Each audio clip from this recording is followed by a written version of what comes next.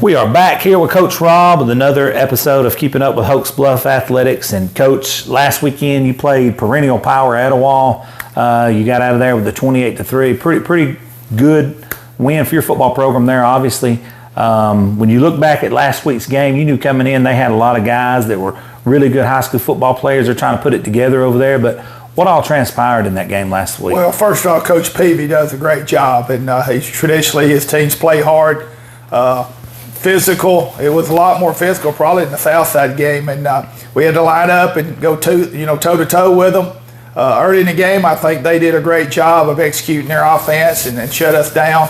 But as the game went on, I think our depth maybe took over, and Bryce made a couple of big runs, and then Brenton Hale made a couple of big runs. And once we got ahead, it seemed like we took control of the game.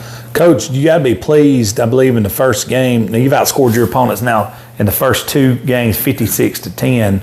The effort there on both sides of the ball and the execution. And then even when the younger guys come in, they're executing.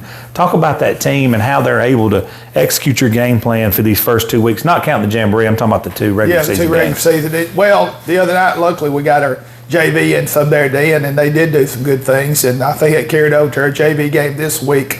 But, we've been good defensively as far as giving up points. We've been a little bit. We did against Southside. We did against Etowah. But I feel like once they get in the red zone, we played pretty good goal line defense, and so that's carried over to them not scoring a lot of points. But offensively, the other night we probably wasn't as crisp as we were against Southside. But I think I'm gonna give Etowah credit. They had some kids that played extremely hard.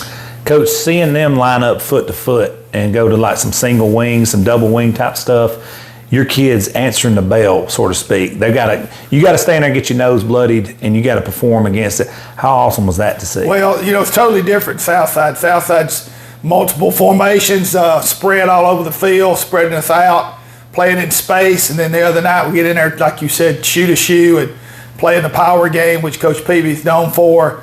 He does an excellent job of coaching that. And it was a totally different type of game, nasty looking, dirty looking, and I don't mean that in a negative. It's just old hard-fought, old-time school football. Of course, we run our pro eye, so it was a battle of the linemen. But I thought our linemen stood up for the test, and they did a good job. Yeah, and you knew they had to. They had to perform in a game like that. Now, I told you off the camera I was going to talk about little tidbits, and people around the state look at scores, and they get too caught up in scores. Last week, White Plains lost, looked like a big, large margin on the scoreboard, but in that game, they lost 3 onside kicks, and they had a lot of other things go on. This White Plains team you're playing is a dangerous team. A lot of people don't know that when you look at the score. They only had the ball 6 plays the whole second half of that game against Alexandria. But I know you know as a coach, what have you seen from them on film? Well, I need to get you to talk to our team. That's the biggest thing, to get them to realize that you can't go by the scores or what happened in the past.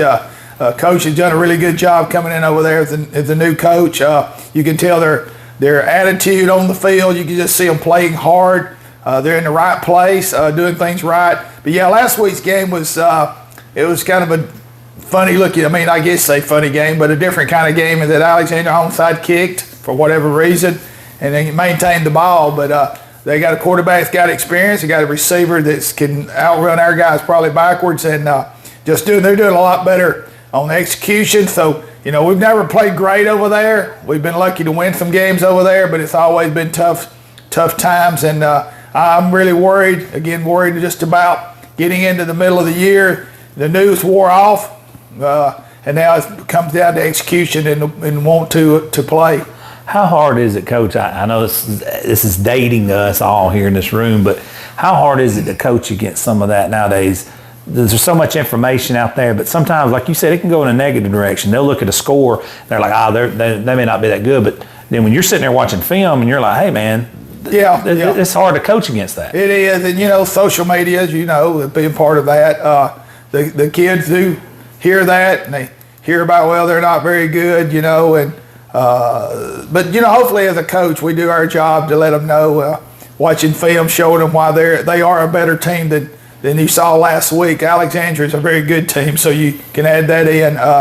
So all that comes into play in coaching. It's just not about X's and O's. The mental attitude, preparation, mentally and physically. So anyway. Does it challenge you as a coach to have to deal with some of this social media stuff over the years? Well, you know me, Bo. I'm not a big social media guy. I don't even have a Facebook. I call it book face from the players. They get a kick out of it. I'm not big on that because I'm old school. I do, care about what people say about our kids. I don't mind what they say about me anymore. I've got to a point now that I've been I've had enough darts thrown at me that I'm okay with it. But you still want to be positive on things. I just wish people would be more positive. You guys do a good job. Appreciate you. I talk about some of the other media people. Friday night scoreboard. Some of them guys, their team get beat 45-0, but before it's over, you think the team that got beat was the better team.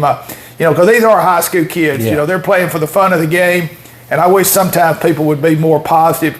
The guys are out there laying on the line. Football's not an easy sport, and it's they getting beat up, getting injuries, and doing things that people that's never played the game don't understand what they sacrifice to play football. And so I just wish people would be a little more positive, even when your team loses. The coaches are working hard, the players are practicing and working hard, and I just think sometimes the negativity is coming off social media is not something I like. It's not a good, I agree with you on that. Yeah. And the negative portion of it is definitely not good.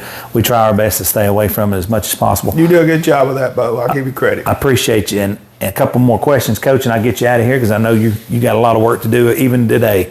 Coach, how's your message to the team coming in? Because you're in a situation where you guys have won handily, multiple score games, and y'all have looked good on both sides of the ball. But you got to keep dangling that carrot. What's been the message to the team? You have not arrived yet. We got a lot of work to do. Well, you can watch our film. We made a lot of mistakes last week. Etowah had a lot to do with that. Their kids, I told you, played extremely hard. But we've got a lot of room we can improve. That's probably the best thing of where we're at with our team. But we've relied on big plays. I wish we'd be a little more consistent on both sides. Especially offensively. So that's something we've got to do. Maintain the ball a little bit more with more consistent play on offense. But defensively, we played well. Special teams were a little better last week. They've got a real good kicker, punter, White Plains does. So just really trying to show the players that we can continue to improve. Last question, Coach. I always end it with this. I like to kick it back to the coach to talk anything program related. Could be travel to the game, whatever it is. No, not really. White Plains, tough place to play. It's a 45-minute trip, just long enough to make make it a trip. It's not a short journey. But we want to try to maintain the intensity that we've had, but just not overlooking them. I'm not overlooking them. Our coaches are not. That's just a matter of our players not overlooking them. So I guess that's the biggest thing in this week. Yeah, Coach Smith, he's from that Danny Horn tree. He's been to a state championship game and had a lot of success. And I seen a stat the other day. He's the winningest coach in Jacksonville history. Yes, sir. Well, he does a really good job. So that's you're right on that one, Coach. Coach, appreciate you sitting in again as always. Thank you for another episode of Keeping Up with Hokes Bluff Athletics. Thank you. Thank you.